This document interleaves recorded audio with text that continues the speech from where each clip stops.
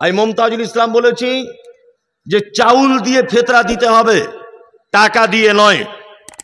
আপনি এসে বলছেন স্টেজে দাঁড়িয়ে যে টাকা দিয়ে দিতে হবে, চাউল দিয়ে নয়। মমতাজুল যেটা বলেছে, ইসলাম বলেছি যে চাউল দিয়ে ফেতরা দিতে হবে, টাকা দিয়ে নয়। আপনি এসে বলছেন স্টেজে দাঁড়িয়ে যে টাকা দিয়ে দিতে হবে, চাউল দিয়ে নয়।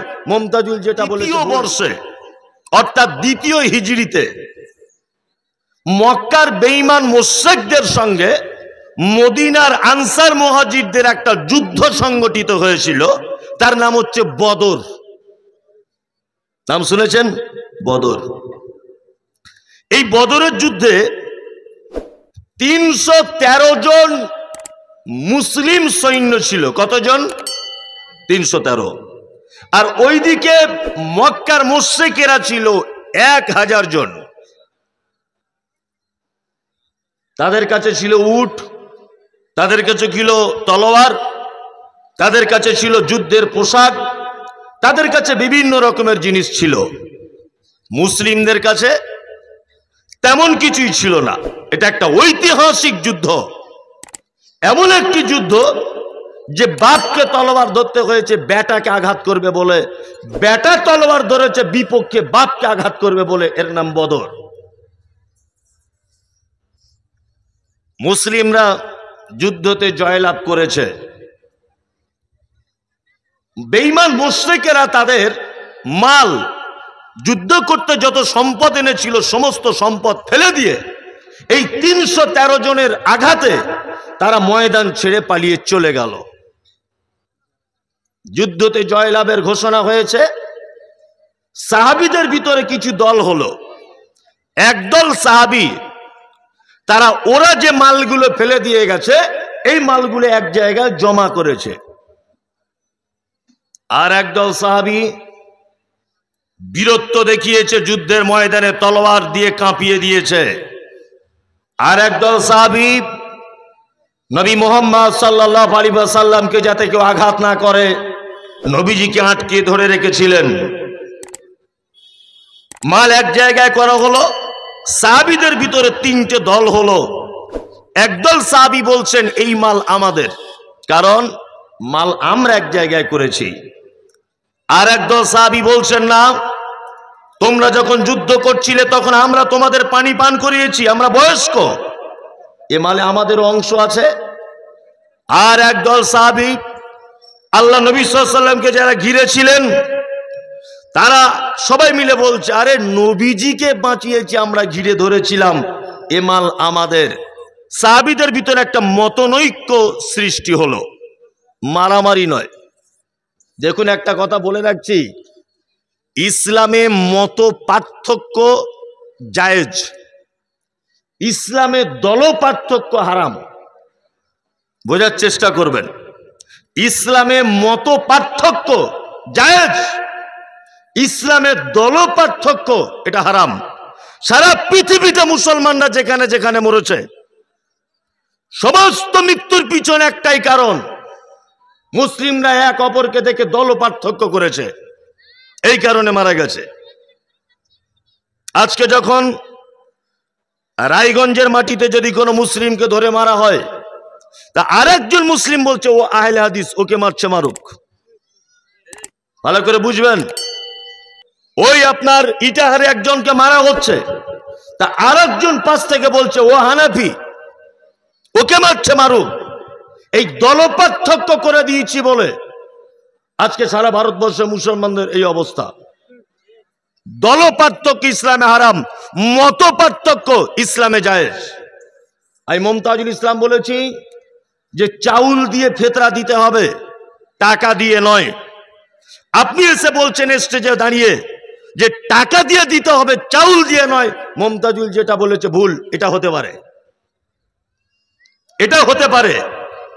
আমি বলেছি বিড়ি পান করলে যে পাপ হবে, মদ পান করলে সে পাপ হবে, এটা আমি বলেছি।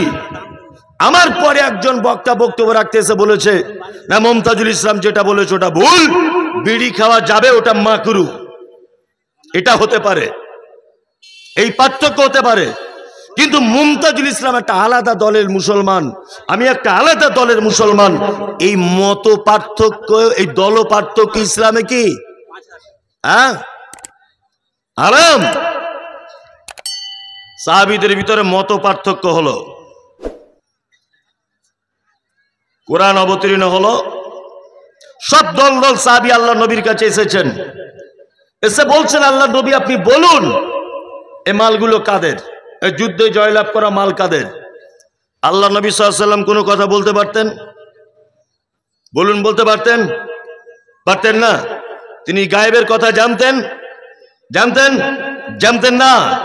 কোরআন অবতীর্ণ হলো, ইয়াসআলুনাকা আনিল আনফাল, নবী আপনাকে যুদ্ধের মাল সম্পর্কে জিজ্ঞাসা করা হচ্ছে, আপনি বলুন কুলিল আনফালু লিল্লাহি ওয়ার রাসূল, এই মাল পৃথিবীর কারো নয়, আল্লাহ এবং তার রাসূলের। ফাত্তাকুল্লাহ, তোমরা আল্লাহকে ভয় করো।